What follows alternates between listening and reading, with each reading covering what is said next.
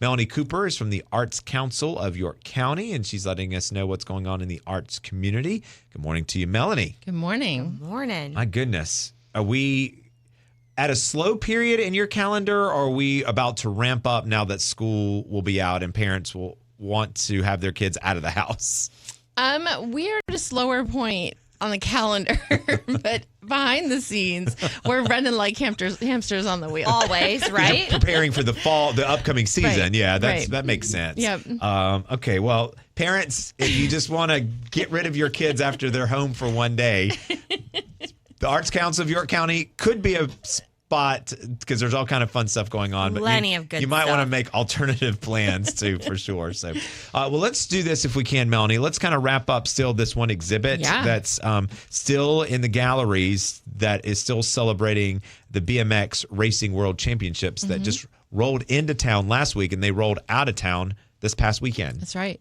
So when we programmed the main gallery, the Dalton Gallery, we took into consideration that BMX was going to be in town, and we talked to an artist who went to Winthrop who has a really unique style, and we felt like it would fit in really well with the BMX culture. So Doug McAbee's Chain Reactions of Light is literally from floor to ceiling in the galleries, or in the Dalton Gallery at the Center for the Arts, which is amazing. We've got these kind of very whimsical drawings that he's done in black and white, and then he's got these smaller wood carvings that go in between. And if you stand back and look at the whole picture, the wood carvings really do play with the characters that he's drawn on our walls. And then he's put in a whole bunch of Easter eggs. So as you're walking through the gallery, you'll see things like the Winthrop chair. You'll see actually our gallery manager is drawn into one of the characters. Oh, that's He neat. has paid homage to several of his professors at Winthrop. So it's just a really fun exhibit. And then in the Perimeter Gallery, we curated a show with local artists, all featuring bike artwork. And it's stuff from the BMX track, stuff from the velodrome. We even have, it looks like maybe a 1930s drawing of people on old style bikes going down the road. Neat. So it's super fun. We wanted to make sure that we were engaging with the group that was here in town and the folks that wanted to come through, and we've had a really great response to it. Well, kudos to you all for seeing the vision of like incorporating this big event that impacted a lot of our lives. But also, what a way for folks that are visiting from another country to come in, and if they check this out, to say like, well, this is all in. You know, it just didn't happen at that one venue where the BMX track is located. It was spread out across the city, and I agree. It's his style reminds me a lot of like Dr. Seuss a little bit. Yes, whimsical, like you said. And it's just white walls with colorful images. I visually, it is gorgeous. I mean, anyone, any age, I'm looking at it here. Follow them on Instagram or any of your social media pages. It's a sneak peek. So neat. So that's up for another week or so, right? People still have time to check this out. That's right. Okay. It's up through June 7th. And if you miss it, we've actually brought back Gallery Talks, which is a really fun video series that we do with our gallery manager and the exhibiting artist. And so she's interviewed Doug, and he talks about his pieces. He talks about his style and where it's come from and what he envisions with his artwork. And as you're going through the gallery, I mean, when you stand in front of the wood pieces, you will find Jerry from Tom and Jerry. You will find these characters that you know and love. SpongeBob is in one of them. Foghorn Leghorn's in another. I mean, how neat. They're just, in addition to his local Easter eggs, he's got these characters that you grew up with or that your parents grew up with. And it's so fun to interact with it and just kind of see it. That's why we love art. I mean, Yes. that And right there. This right here, I mean, it's just a teaser. Until you can actually see it and put a image to what you're talking about, your mind just goes on a whirlwind. So again, that's a great way for folks this summer to go in. And how much longer till it transitions over? So next Friday is the last day, and then on Saturday, our gallery manager and a team of volunteers are going to roll into there, and they are going to kills the walls, and it's going to kill me a little bit because I've been joking around that we're just going to go buy another building and leave this up forever. It's got to be so hard for you all to see the transition. You hate it, but you love to see what's coming next. Right. Because you will have to paint over it. We do. As you mentioned, kills the wall. So that's how you do it, right? do. Yeah. Yeah. That's what you do. You get it and start with a blank slate because you got to get ready for the next That's right. exhibit. That's fantastic. And the next one's a very traditional exhibit. It's the juried competition. And so it's painting, it's photography, it's sculpture, it's all of your like, I mean, it could be anything really, but it is much more traditional than what we currently have in there. Melanie Cooper is the interim director or executive director there for the Arts Council of York County.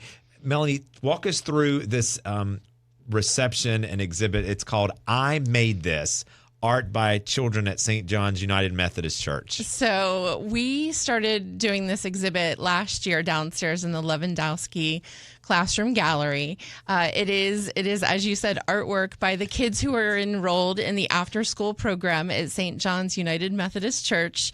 And it is, I mean, the walls are packed. All the pedestals that we had left over have, I would say, probably 7 to 10 pieces of sculpture on them a piece. It really is the artwork that the children in this program made throughout the school year. Well, kudos for getting creative with the title. It's called Great I title. Made This, because that's exactly what a kid would tell you, right? Yeah. Look what I made, or I made this. Yep. Yeah. And again, these are young people that are getting their artwork. They're on the walls of a professional gallery. That's right. Again, we might not ever find out what doors that will open for a kid, Right. Whether if they will touch a paintbrush again or not, but still to have that moment. My gosh, well, how exciting. I would love that. And that's one thing on my bucket list. So maybe I can go and hang out with them after school one day and include my artwork. You're going to walk around and say, now, who made this? Right. Who made this? Oh, my goodness. And then, Melanie, we've got our Ag and Art Tour fast approaching. Yes. So our Clover kickoff is actually Friday night. It is going to be at Clover Harvest. This one is just go eat dinner, and they're going to donate back to the Ag and Art Tour. It's a fundraiser for us, which is fantastic. And then we are doing our last kickoff at the Mercantile on June 2nd. That's in the late afternoon, evening, and 3 chefs are coming together to each do their own course. So one will take the appetizers, one will take the main dish, and one will take one will take the dessert. And that is also a fundraiser. We are planning on having the Rock Hill Symphony Orchestra perform during the kickoff there at the Mercantile, and it is a plated dinner. Tickets are available now online. If you go to agandarttour.com/York, you'll actually find out all that information. But all of this is the lead up to the Ag and Art Tour of York County, which is part of the nation's largest free farm and art tour. This happens all across the state of South Carolina. It started in early May, and there are, I believe, 20 or more counties participating this year, which is huge. Considering it started as just York County back in 2012.